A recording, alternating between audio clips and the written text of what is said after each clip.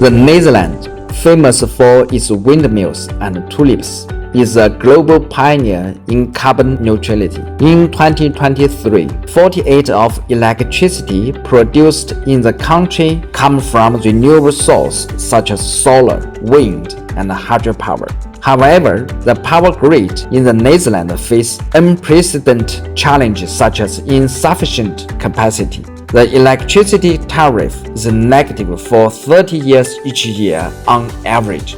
It will be the time-consuming and costly to revamp the power grid, which restricts the development of renewable energy and charging networks. In this episode of CarbonTalk, we will explore how the Kronenburg campus in the northern Netherlands deployed the first project that uses the Optimizer+PV+ESS and charger integration solution in Europe to address such challenges.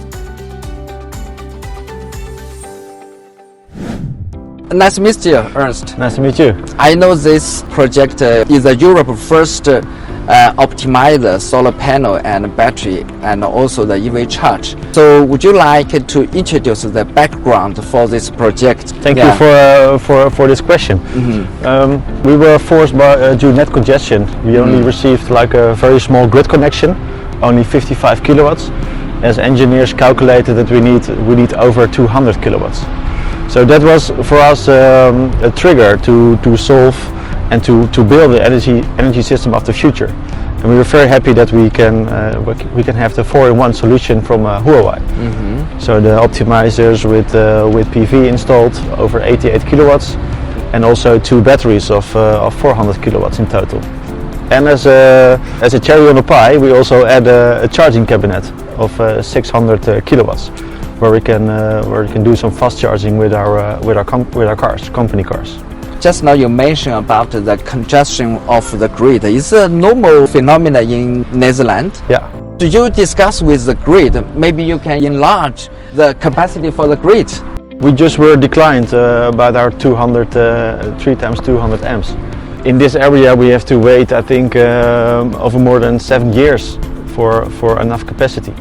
7 years. 7 years, yeah. If the grid modernizes the capacity, how much money you will pay if you? Well, I can pay them, but I don't know when they are going to. If you want to know some numbers, it's around 40,000-50,000 euros. Yeah. I think this is the normal pay point for all the campers, for all the owners. Even in China, we still need at least 1 year to modernize your grid. But in Europe, today you told me 7 years is quite long. Yeah, in this area. In this area, it's quite longer. Yeah. Let's go to see the product and the solution. Yeah, we will.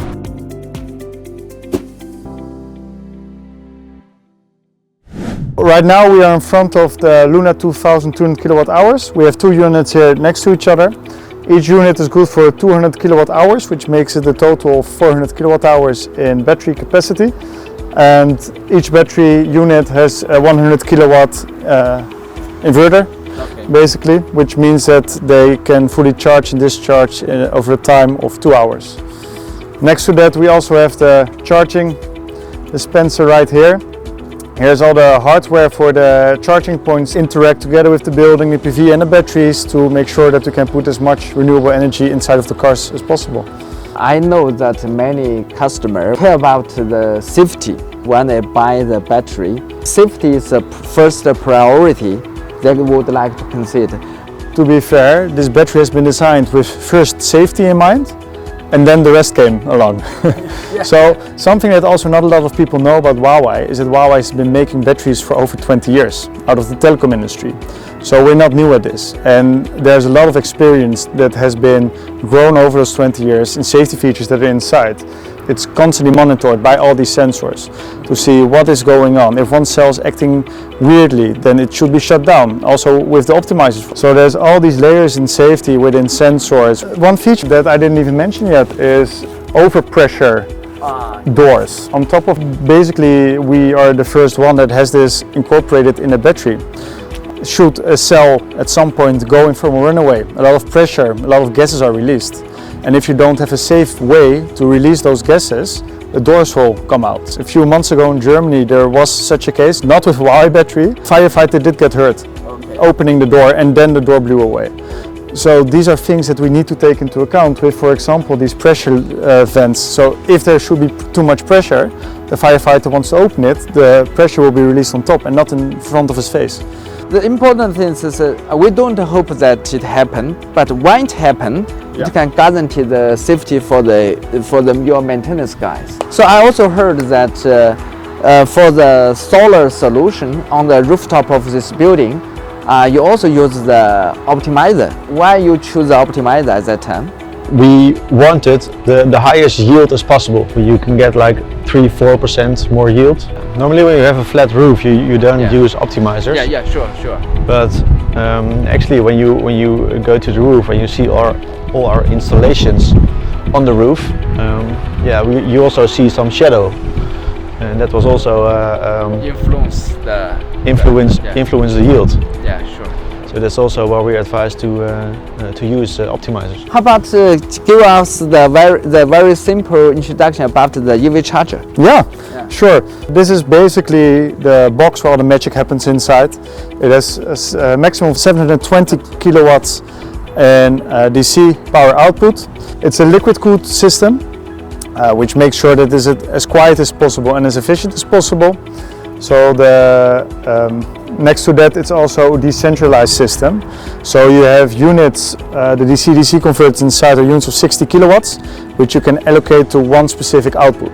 But should you have one car which needs, for example, 200 kilowatt, you can allocate that X amount of DC-DC converters to that car and put less DC converters at another car, or you can optimally change it. And this is because the loading curve of a car is not always constant 200%. Maybe it does 200% the first 10 minutes and then it goes down to 150 or 100. So that means that as soon as one DC-DC unit gets free, you can use it for another car. And it gives you, for example, like almost 30% more utilization. How many years for the payback or the return of the investment normally? Actually, we have chosen for the power cabinet because we saw some availability in the battery. So our return on investment with only batteries was around 4 or 5 years. Okay. With charging cabinet, it can be you can bring it back like 3.5-4 years. That's quite a good business. What do you think about this product? Before we started building this building, we had a talk with a lot of other PV and battery companies. It's not only the product, but it's the total branding of Huawei. It's the quality, it's the after sales, it's the one person in contact for everything.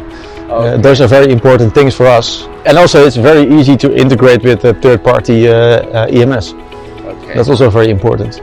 Okay, thank you. Thank you, Ernst.